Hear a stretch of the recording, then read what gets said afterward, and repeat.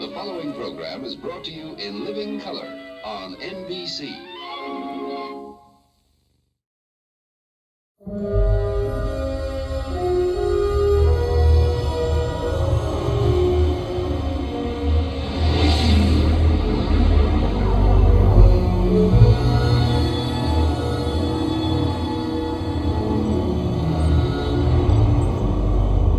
Captain Scott, I can't thank you enough for this training session. I've learned more from you in the last 3 weeks than an entire semester at the Academy. It's my pleasure, Lassie. It's great to be a miracle worker again. Thanks to Geordie, Commander LaForce, I've got my space legs back again. Forgive me for asking, what was it like being stuck in a transporter for 75 years? Disorienting, especially when you realize all your friends are dead and gone. Oh, sorry. I didn't mean to make you upset. Never mind, lass. At my age, it's too easy to be morose. Let's talk about happier things. We're less than a parsec from the Lappa system. Have you ever been here before?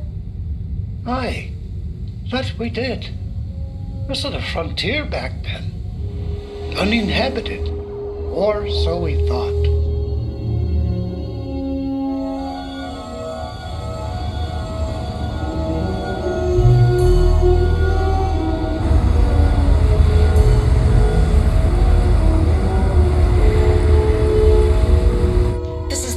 Thing that could happen. Just take it easy. Rob, this is the 4th pylon failure this month.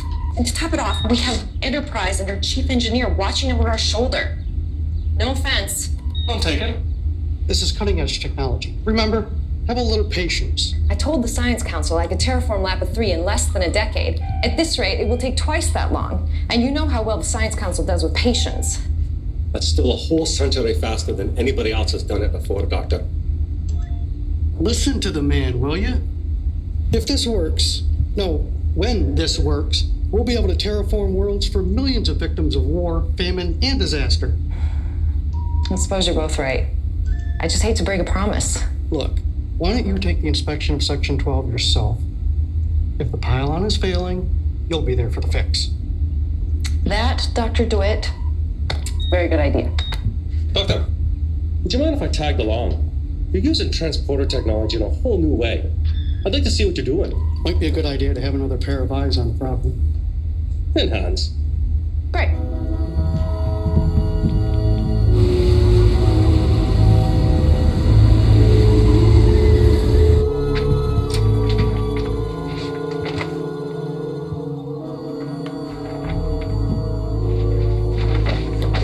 Welcome aboard, Dr. Marcus. Maglocks are disengaged. The sky is yours. Let's get this party started.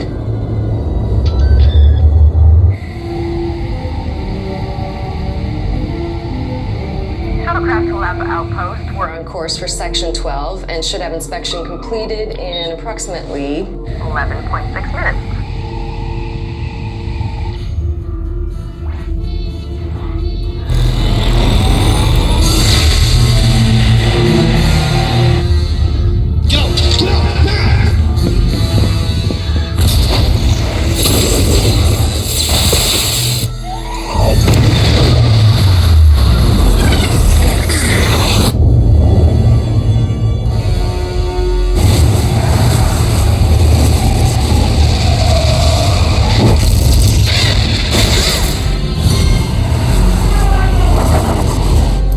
Enterprise, Mayday, Mayday.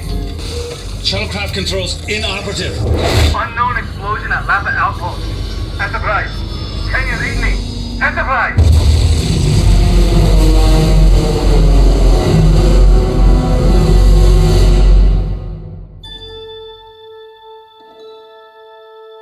Space.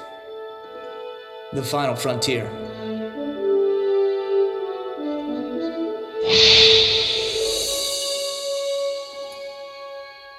These are the voyages of the starship Enterprise. Its 5-year mission? To explore strange new worlds, to seek out new life and new civilizations, to boldly go where no man has gone before.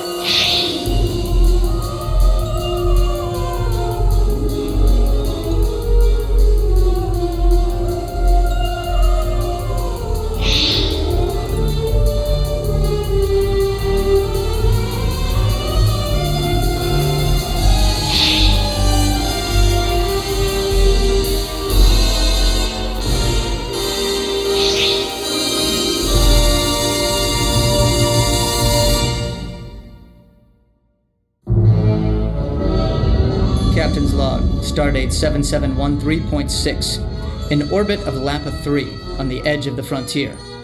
We've recovered Chief Engineer Scott and one other research team member from a crashed shuttlecraft, after a massive explosion ripped apart thousands of kilometers of the planet's surface. We have no idea what caused the death of those dozen brave scientists. For now, we must tend to our wounded.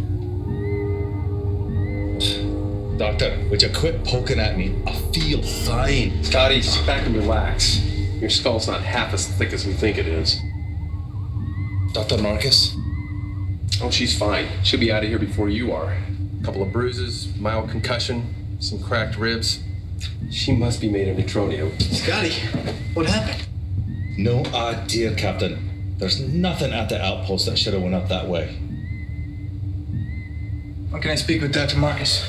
Well, she'd be conscious any time now, but Jim, she's in no shape for an interrogation. Bones, we need to know what happened to that outpost. Considering we're on the edge of the frontier, that's why I need to talk with her. Talk with me about what? Whoa, easy. Easy there. How are you feeling? I'm fine. Where am I? Aboard the Starship Enterprise. I'm Captain James T. Kirk, Chief Medical Officer Leonard McCoy. What happened to the outpost? Why am I here? The Lappa III outpost was destroyed.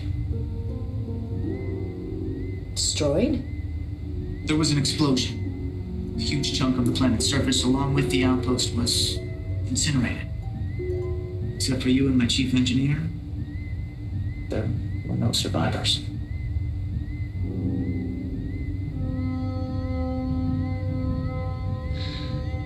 Oh my God. Dr. Marcus, can I ask you a few questions? Jim. No. It's okay. We need to leave. What do you remember? We were going to inspect a terraforming pylon. Then something... I don't remember. You crashed.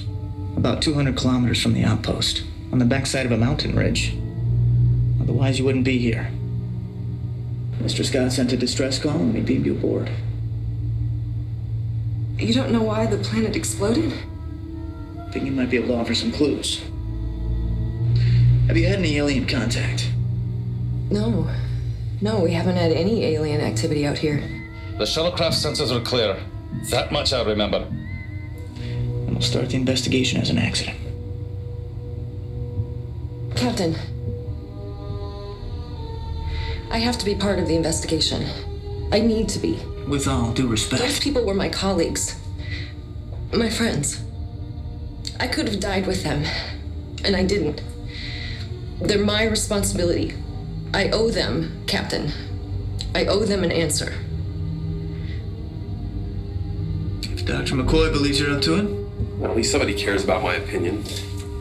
Listen, if you start to feel tired or confused, dazed in any way, I want to see you immediately. I want to see you anyway in every 12 hours until I clear you. You'll be working with my first officer, Commander Spock. Captain Kirk. Thank you. I tried to think what I'd do in this situation. I'd have disobeyed authority. I assumed you were going to do the same, Dr. Marcus. Please, call me Carol. Jim.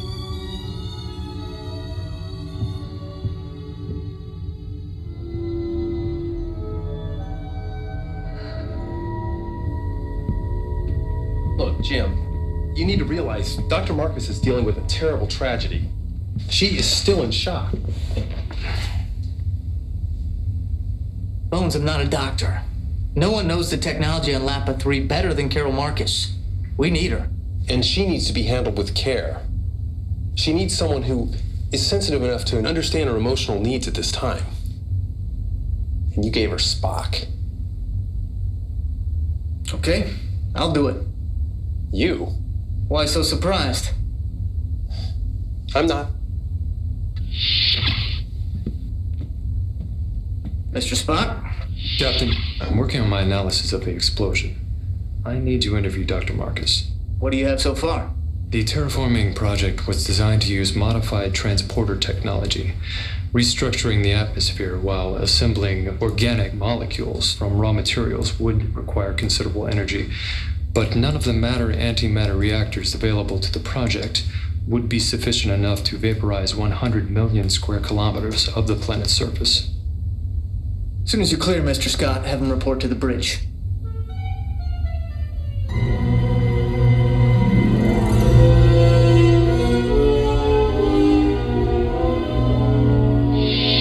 Anything on subspace channels? Not a whisper. Status, Mr. Scott. All quiet till a moment ago, sir. Did we pick something up on long-range sensors? A ship? Or a sensor ghost? No subspace chatter. It's gone now. Begin a standard mapping survey of the region. If there is a ship out there, they'll think we're just getting to know the territory. Maintain course. Keep on as if we haven't noticed anything.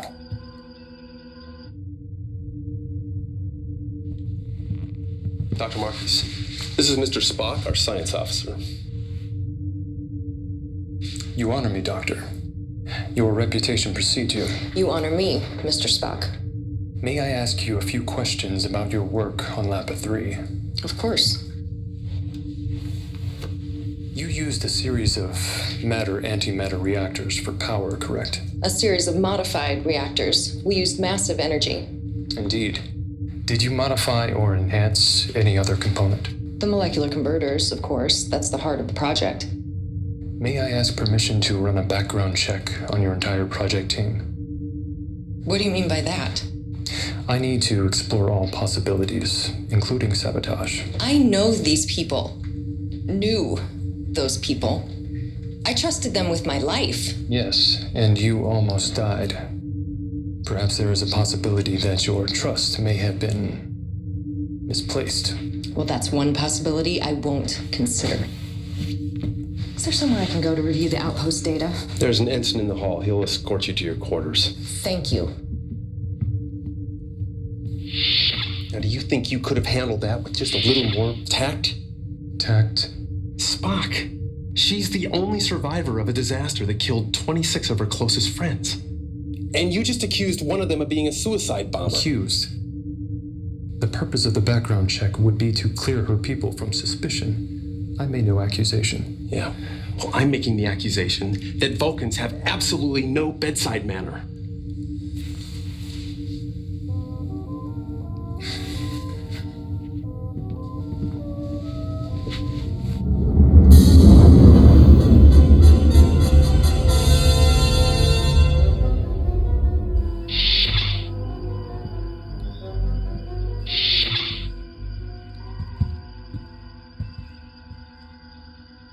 I have spoken with Dr. Marcus.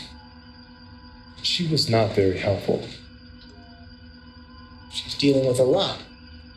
You have to allow for that. Yes, emotion is often the reason for being illogical. Permission to beam down to the planet's surface and explore the blast site. Is it safe? Radiation levels are high. The Class K atmosphere will require us to wear environmental suits. They should shield us from harm. Dr. Marcus will want to go too. Captain, I do not require her help. If she's still having emotional outbursts, she will only be a hindrance. Emotional outbursts. If I understand correctly, she believes I accused one of her people of sabotaging the project. She believes you accused one of her people. Yes. Sickbay. McCoy here. Is there a sensitivity training for Vulcans? I'm a doctor, not a magician. Thank you, Doctor. Lieutenant. The moment you get a fix on that blip, buzz me immediately. Aye, sir. Scotty, you have the car.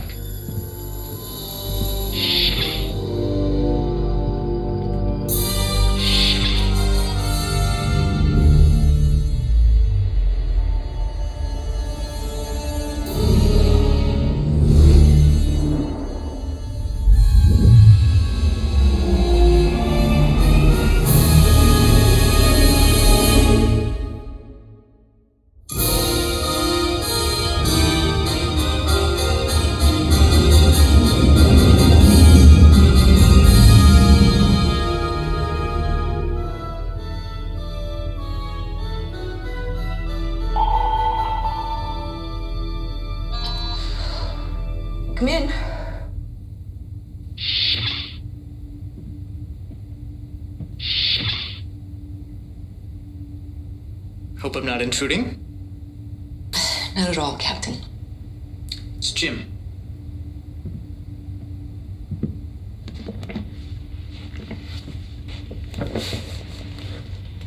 I apologize for my first officer. He means well. No apology necessary. He asked the right question. I just didn't like it. So you're studying Spock's report? He's very thorough. He's a Vulcan. Yeah, I noticed. There isn't much to go on, though. Only the sensor data from the shuttlecraft. The outpost just exploded. For no reason. Everyone dead. I'm going to beam down to the planet with him. He knows. You gonna be all right? Yes. Yes, I will. Mr. Spock, will he be okay with my presence? My emotion? That's the deal with Dr. McCoy almost every day. Oh, of course. When I was a little girl, I collected creatures, all kinds. Insects and lizards and mice and birds. I was totally obsessed. My mother got me a microholographic imager, the kind they use in the hospitals. I could scan and study the animals, the way they lived, breathed, reproduced, their whole life cycles. It's quite a hobby.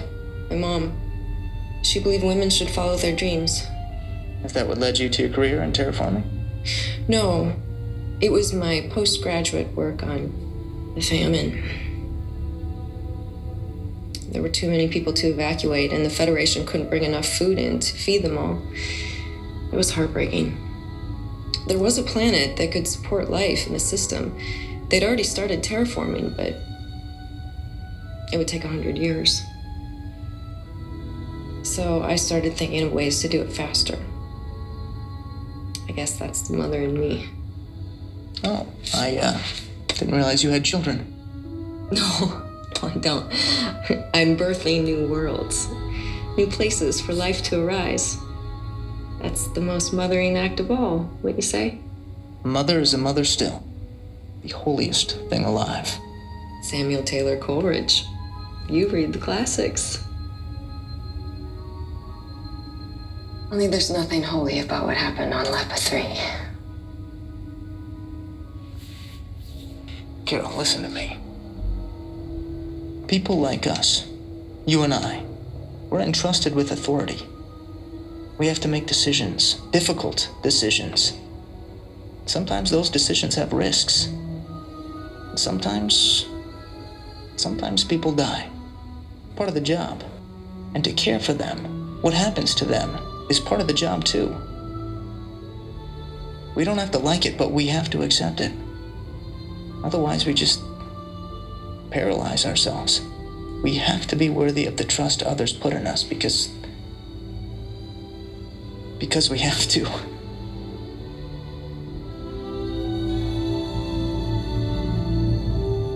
Excuse me, I have to get to the bridge.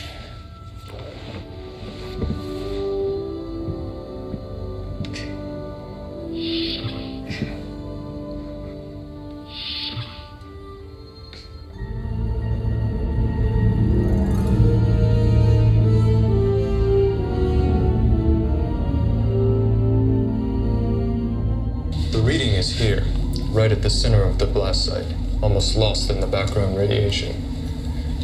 Have you ever seen a reading like this? No, this isn't from our equipment. The signature is completely unfamiliar. This seems like a logical place to start. Indeed. These coordinates. Doctor.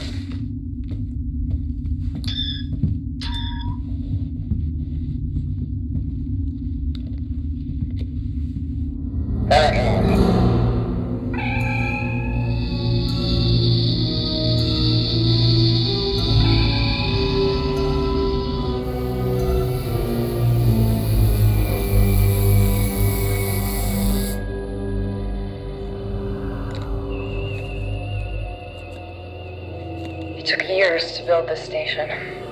More years to bring it online. And this is all that's left.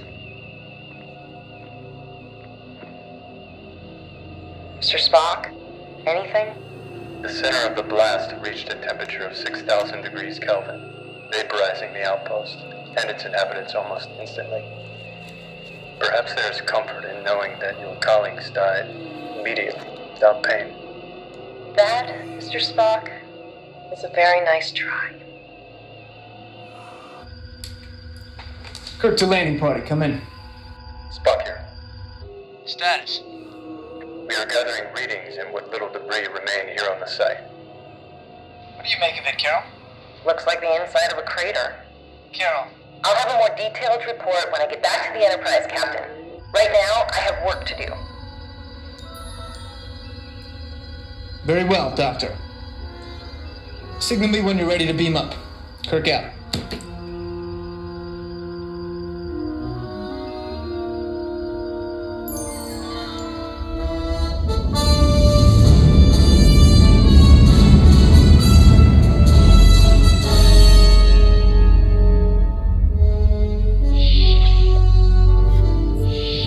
Bones, you busy? Now, whatever gave you that idea? Ever since Chapel left for medical exams, I've been as tranquil as a tribble in a Klingon stampede. What's on your mind, Jim? Carol. Dr. Marcus. What about it? It's awkward. I mean, she's holding up, but she isn't... I don't know how to... So I take it my role as ship's counselor is secure? I'll stick with command. Thanks. It's safer. Men. Captains. Vulcans. It is understandable. You are in emotional turmoil. This makes you prone to negative responses, even when others are trying to comfort you. You make it sound like a stomachache. Just a touch of emotional turmoil. It is a condition common to humans. What? This isn't the first time you've had to deal with an attractive woman. Bones. No romantic interest in her. That would be wrong and improper as a cat. Oh, I agree, but that's not what I meant. Vulcans don't feel pain? That would be inaccurate. The disciplines involved in the management of the physical process is experienced as emotion, resulting in what you perceive to be a kind of stoicism. Unfortunately, it would take several lifetimes for a human to achieve even a level of adequacy.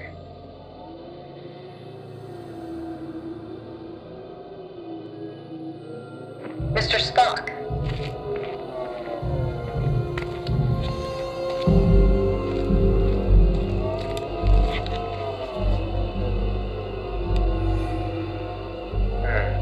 A most unusual energy signature. It appears to be the source of the anomaly. This isn't anything of ours. Radiation is within tolerable levels.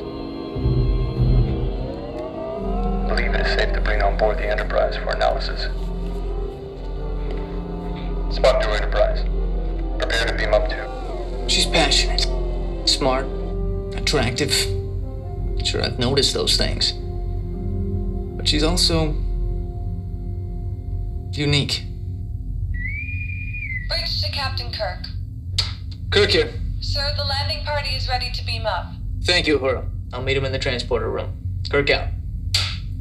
Excuse me, Doctor. Jim. She's most uncommon, Bones. That's all.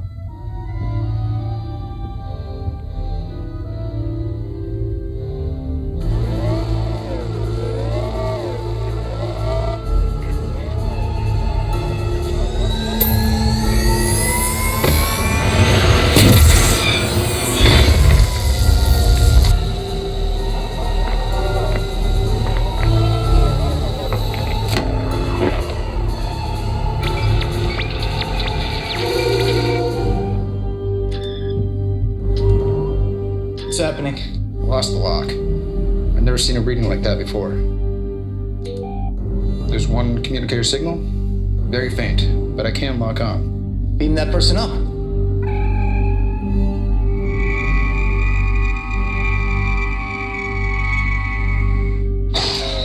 Spock! Are you alright? Energy discharge. Damage. Respirator. Dr. Marcus. There's no signal to lock onto, sir. Let me on it, Lottie. I know a way. Fascinating. I've never seen that done before. Don't disturb me. If her respirator's out, she'll die. Try inside. I'm going down. Scotty? Energize. Is that a respirator? You can't be serious. You won't last more than a minute. I don't need a minute. I need 15 seconds. Put me down at Spock's coordinates. That should be near Carol. I will grab her. You beam me back up. What, sir? Now, Mr. Scott!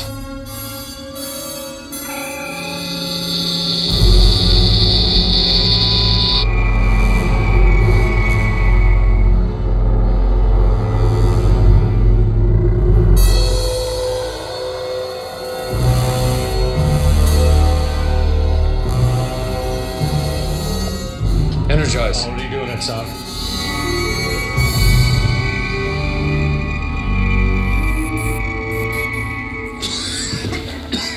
Captain, that was an incredibly stupid thing to do. You're welcome. Take it you two found something. Debris from the outpost with an unknown energy reading. Very good. Captain. I'm fine, Spock. Carry on. Jim, thanks for coming after me. Need to find out why we lost that transporter lock on you. Don't want to lose you again.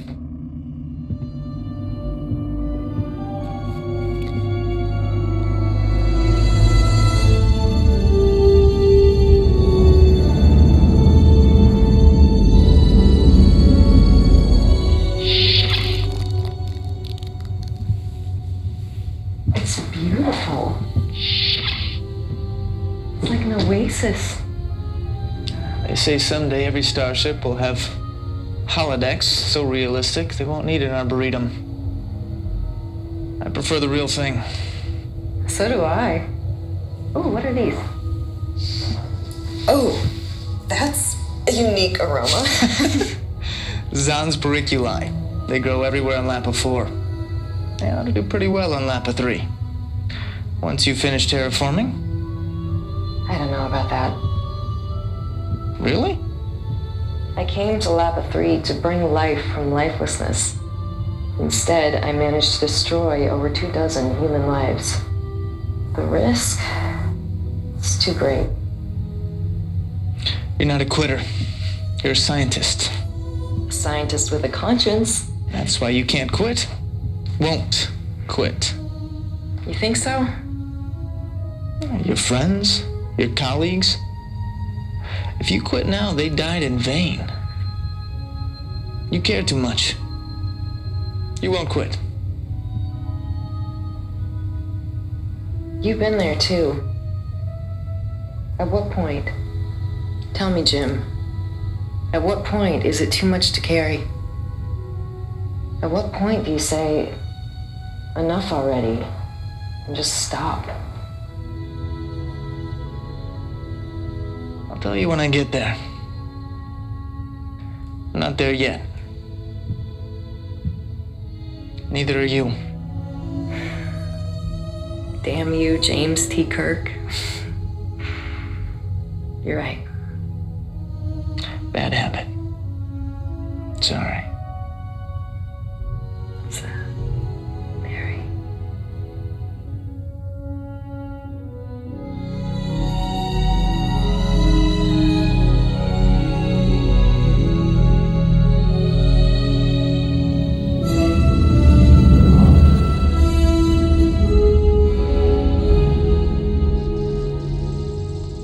Mr. Spock, look at this. If I cross-correlate the field effects, I can isolate fluctuations in the quantum structure of the debris. Interesting. Why would you do that? A hunch. A hunch? A hunch. Perhaps.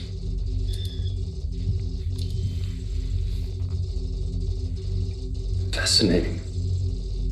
The Skotech particles appear to be switching between baryonic and non-baryonic states. How is that possible? Our current knowledge of the particles would say it is not. I can hardly wait to tell Jim. The captain. Yes, he would enjoy a discussion on baryonic transitions. We're still analyzing the debris, Admiral. As soon as... Jim, I'm sorry to put you on the spot, but the Federation Council is raising hell over this, and Starfleet Command is beating down my door for answers. We have to know, is there an alien ship or not? Give me 3 days. We don't have 3 days, Jim. Fitzpatrick wants to assemble a war fleet as we speak.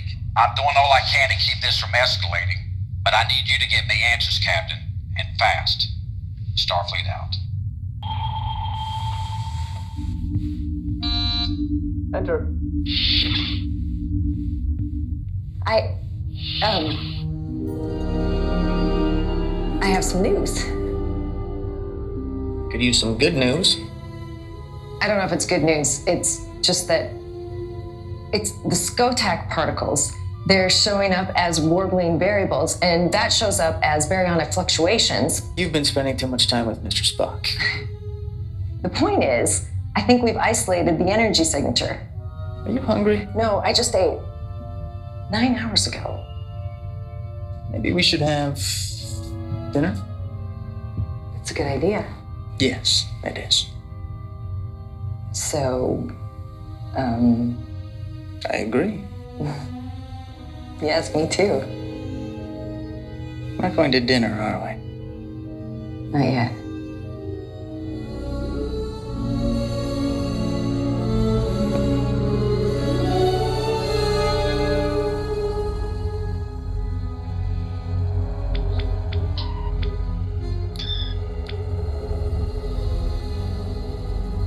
Computer verify data. Data verified. Encode to disk. Spock to bridge. Bridge here. Has the captain arrived yet? Not yet, sir. Notify me when he does.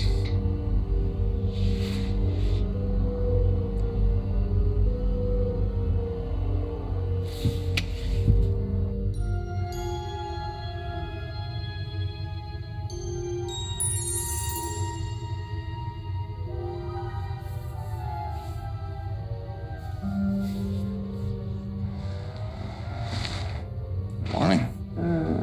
Yes, it is. You all right? More than all right.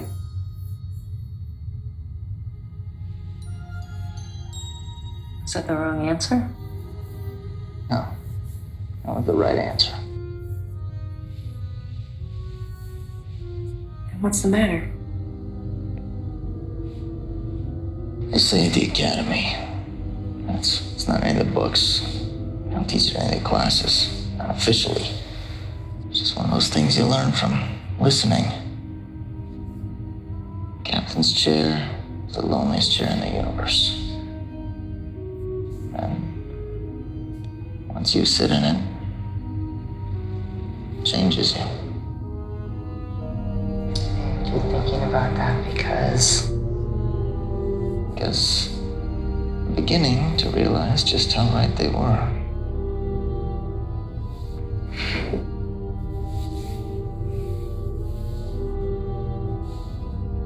Mr. Scott, the subspace probes are now operational. Well, it's now or never then. Bridge to Captain Kirk. Kirk here. We're ready to go, sir. Initiate course through the dust cloud. You heard the man. Take us to warp 3 until we're within 100,000 kilometers. And then half impulse as we approach the cloud. Yes, sir.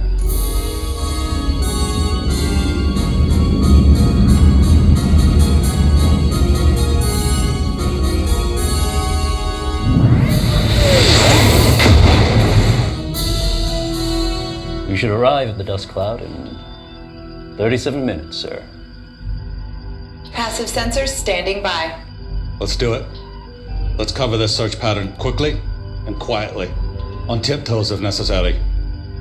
Like a leaf on the solar wind.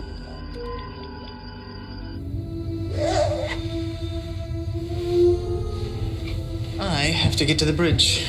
I have a job too. Yes, you do.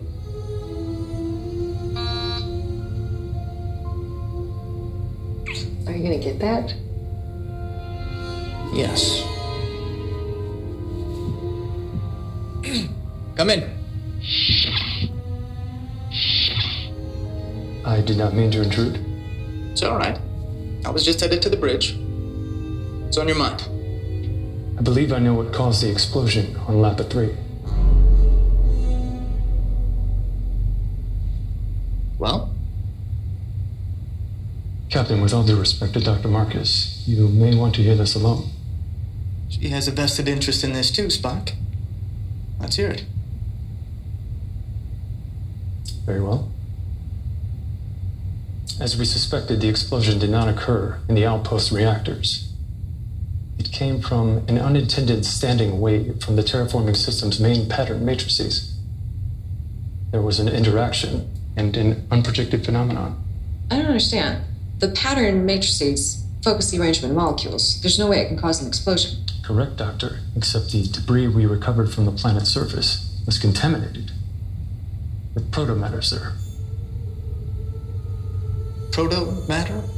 Protomatter is a theoretical vestige of the birth of the universe.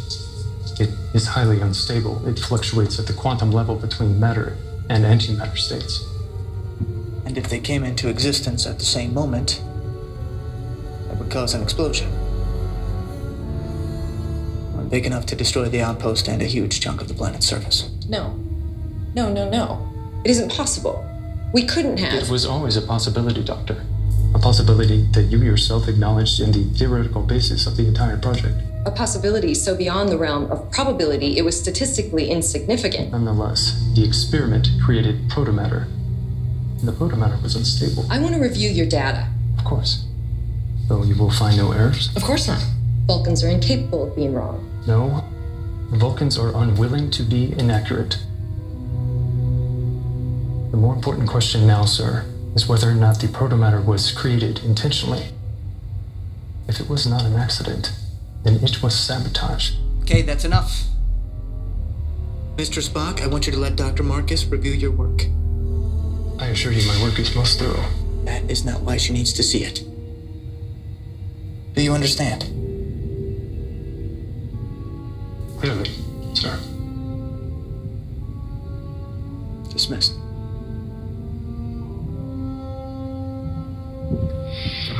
Thank you, I think. You're welcome. Now, I need to get to the bridge.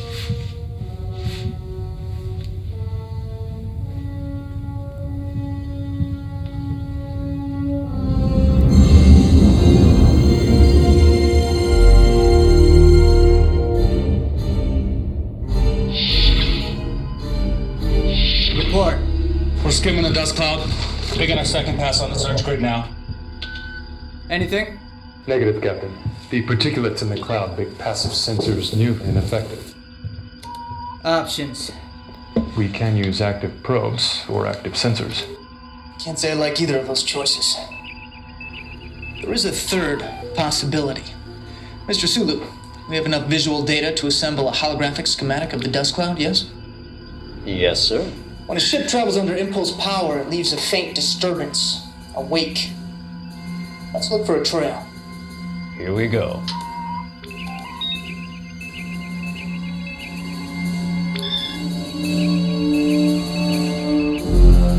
There it is. Mr. Sulu, intercept.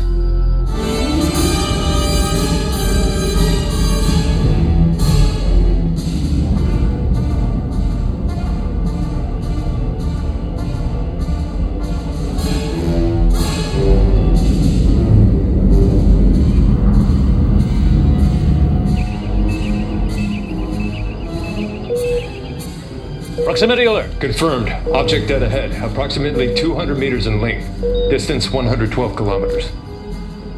Captain, dust is clearing.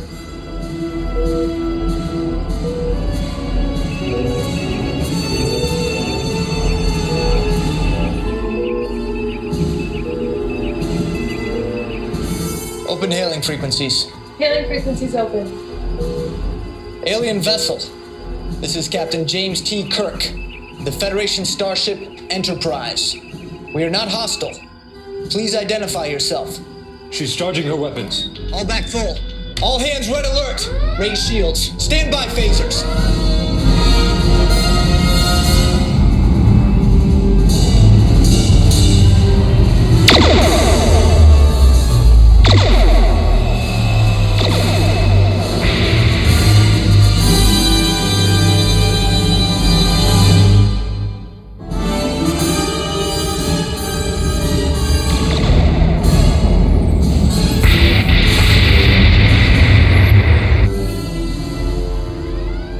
Photon torpedoes.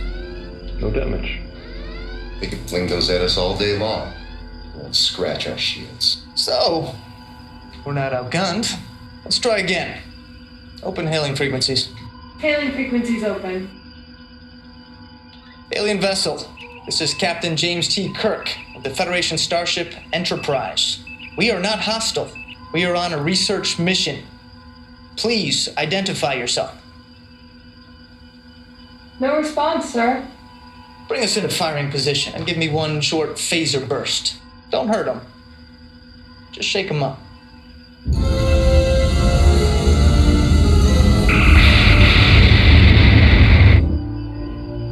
Moderate damage to the alien ship's forward shields. They have stopped pursuing us. Secure from all back full. Aye, sir. Engines at station keeping. Now let's see if they're ready to talk. Open frequencies. Channel open, sir. Alien vessel.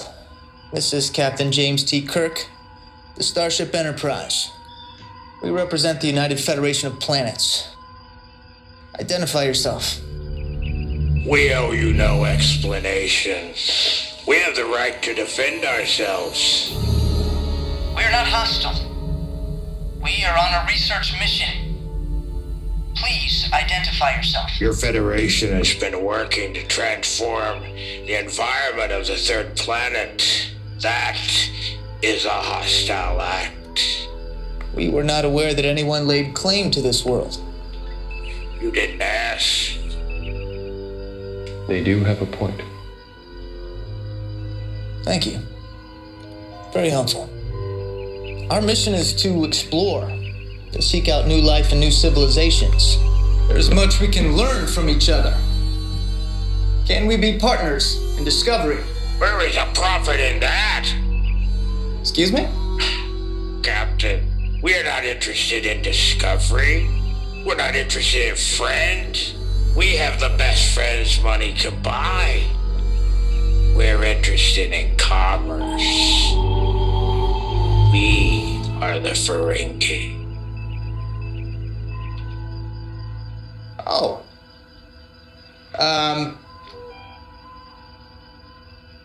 Then I propose we negotiate a trade zone. A trade zone? The Federation is interested in profit as well. Captain Kirk, your people are well aware of our commercial interests here. We've already conducted trade with them. We aren't aware of any trade with our peoples. Then I should advise you that the only thing more expensive than a question is the answer. Mr. Spock?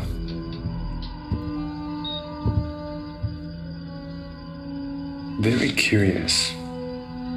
They have very strange ears. Is he telling the truth? Is there any record of Federation contact with an alien species out here? None that I'm aware of. But I can see no tactical advantage in claiming trade agreement where none exists. There's only one group they could have done business with. Team on Lappa III. Jim, if that is the case, it is highly unlikely that Dr. Marcus knew nothing about it. That's not logical. No, that is not Dr. Marcus. I assume you have evidence? I'll talk to her. Ferengi? What the hell is a Ferengi? They say they were trading with humans. The only humans there No, were... impossible. Then who? Someone on your team? What? Am I so incompetent that I didn't see a black market operating right under my nose? Maybe I'm a lazy bookkeeper that didn't notice a bunch of goods coming from God knows where. Or maybe I'm just plain stupid. Okay, you are going way over the top on this. Over the top? I have barely left the launch pad. Dr. Marcus, shut up. I don't care whether you knew or not. That is not what this conversation is about. I need to know what was being traded. Nothing. I would have known. You're a better scientist than that. Think about it. Where did that statistically insignificant proto-matter come from? Okay. That's a good question. Yeah, I thought so.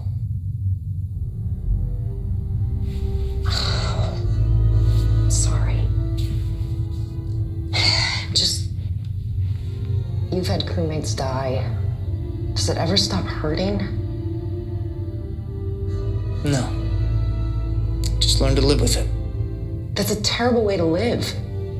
Yes, it is. But it's better than the alternative. Spock to Captain Kirk. Kirk here. Can you come to the bridge? We found something quite interesting about the alien vessel. I'm on my way. Kirk out. Hold that thought.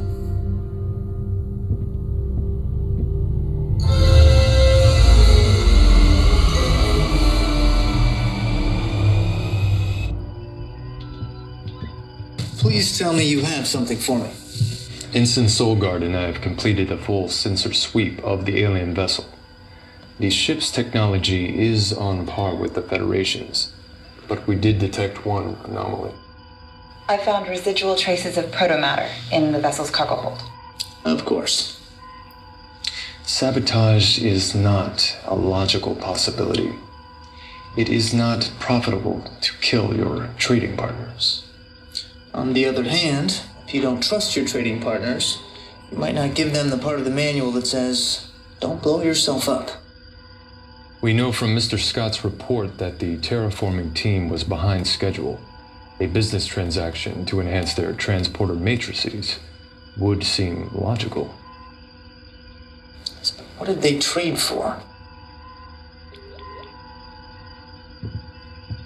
Uhura, hail the alien vessel. Call Dr. Marcus to the bridge. Alien vessel, this is Captain James T. Kirk. Yes, Captain. You traded proto-matter technology to the Lappa III outpost. What did you trade for?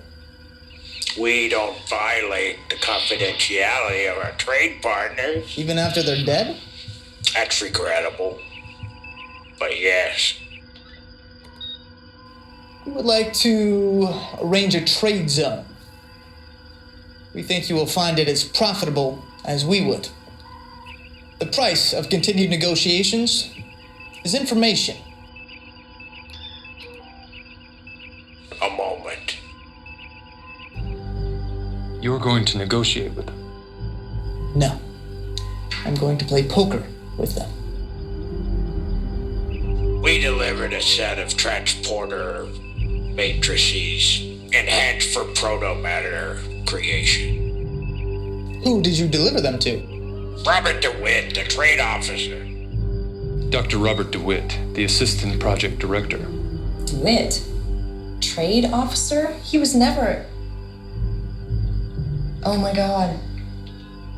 He must have been desperate. He was as passionate about terraforming Lappa III as I was. The more the project fell behind, the more distraught he became. He must have convinced himself the risk was worth it. Oh my God. Thank you, Ferengi trader. Allow me to cite two rules that govern my people, Captain. One, peace is good for business. Two, war is even better for business. Either way, we're open for business.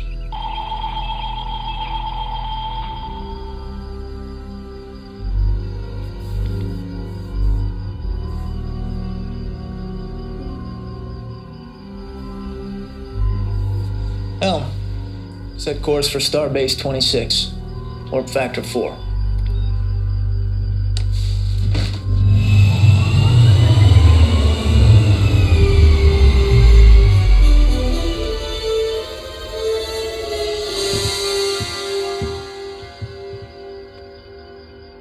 I'm sorry I yelled at you. Thank you for finding out the truth. That's all any of us wanted. Does it help? A little. But I feel so empty without my work, my friends. I can't know how you feel. But if it were the Enterprise, I think I'd feel the same. And it will never go away. You said so yourself. Carol. No, I'll be okay. I'm gonna start over. What we learned from the explosion, I know how to do it now. I know how to make it work.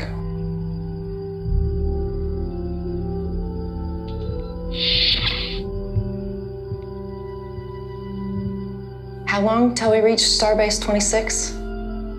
3 days. 3 days.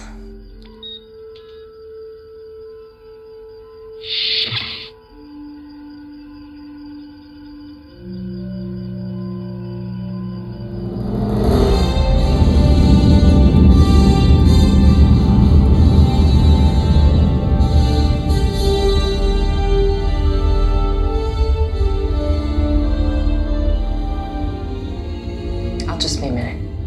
Yes, Mom.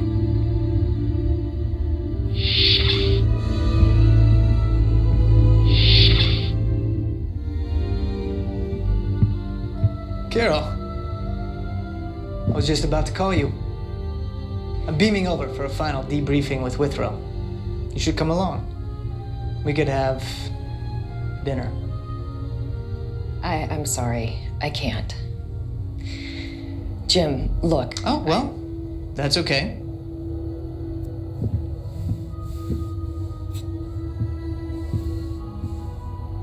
It's not quite the romantic setting I had in mind, but it'll do.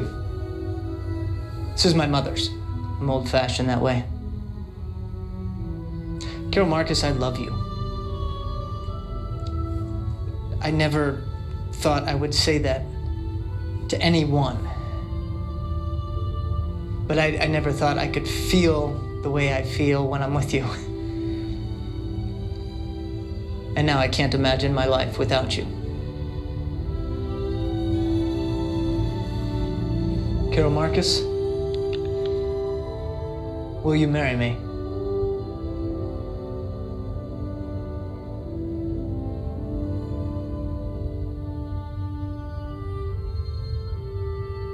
No. What? No, Jim. You're committed to your ship. I'm committed to my work. At some point, one of us, or both of us, would have to choose.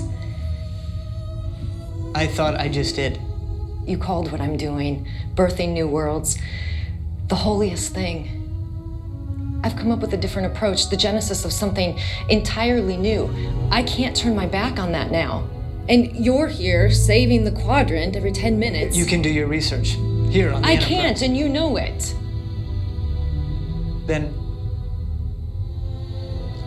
I'll resign my commission. I'll go with you. No, no. Don't you dare, James Kirk. You would hate me forever. Hate you? I love you. Don't you understand? I do. All too well.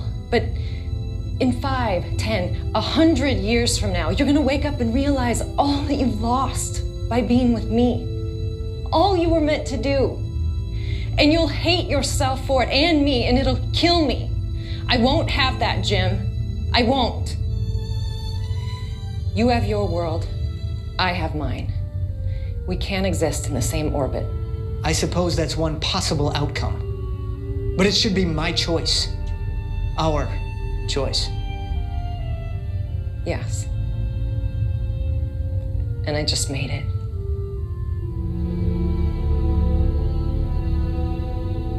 I do love you, Jim, with all my heart.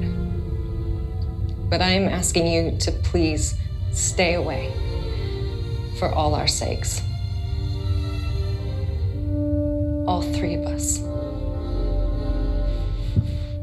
3. I'm pregnant. I can't have our son gallivanting across the galaxy with you. Grant me, grant us space. Please.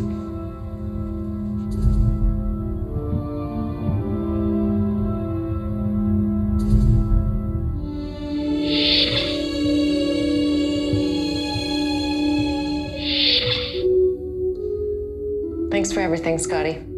I lost. This ship, she's something special. She's home. For me, for the captain, and for her. And for you. Wherever you go, whenever you need her, home, lassie, will always be the Enterprise. Aye. No bloody A, B, C, or D. Those were the Voyages, lassie.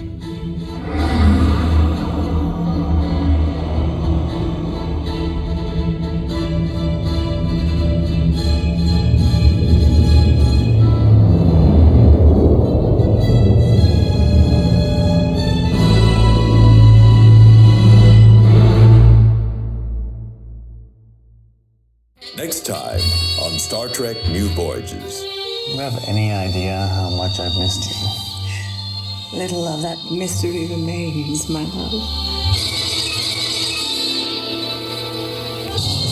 Natira, you betrayed United.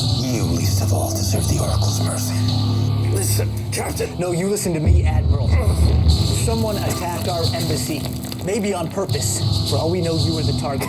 Blasphemers must be punished. We came here to help you now. By defying the law of the Oracle, by seducing our High Priestess and spying on us. A lot of good people died. Right now, diplomacy doesn't interest me. Justice does.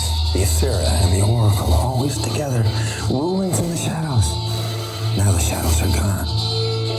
Now we rule in the light. Jim, we violated the Prime Directive. The killing has only begun. Son, it's a love call, but she looks evasive.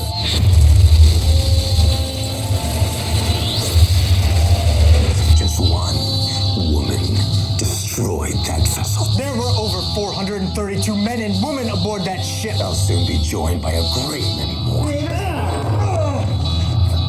Orthros isn't just arming a few dart guns. He's gonna infect the whole planet. It would kill millions, both Lazulian and Fabrini. Let the purge begin.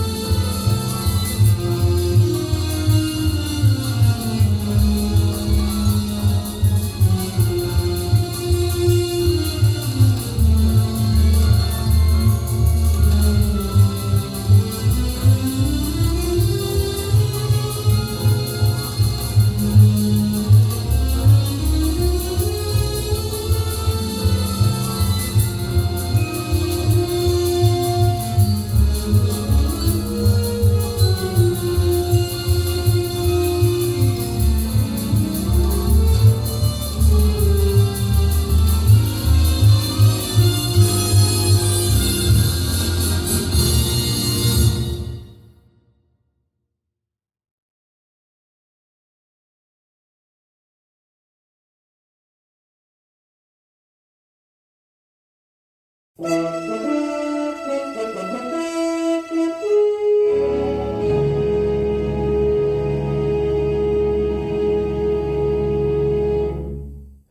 there, folks. Pony Horton coming to you live. This is my BTS reel. We're just going to take a look at a couple of shots. Here's the wide shot of the crater as it looked in the final show. And here's how I did it. First, I took a still image of Yuba crater in Death Valley, California.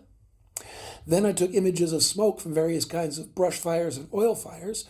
Using this grid, I manipulated the smoke to animate so that it looks as though it's moving in the wind. I then added that smoke to the matte painting. I then took 3D architecture of a crater and used it as a projection surface. I projected the matte painting with the animated smoke onto it. Here you're seeing it from an oblique angle. We'll move the camera down to the final angle to give you an idea of what it looks like with the projection on it, with the camera in place. With this, I add further texturing. I add some particle systems fallout. I add a foreground set piece built in 3D Lightwave and a camera move. And there we have our finished beam in shot. Down in the crater, again, used several stock images of craters, probably including Amboy Crater in California, some stock smoke, a lot of color correction, once again, the fallout. And then we see our actors, Carol and Spock against green screen. Of course, we remove the green screen digitally, add some color correction, and then we add that yellow glow around them to simulate those life belts. We then drop them into the 3D scene, along with some 3D foreground set pieces and a camera move. And there you have it. They've beamed down into a blasted out crater. I'm Pony Horton. Thank you for watching my short little BTS, and thank you for watching Star Trek New Voyages.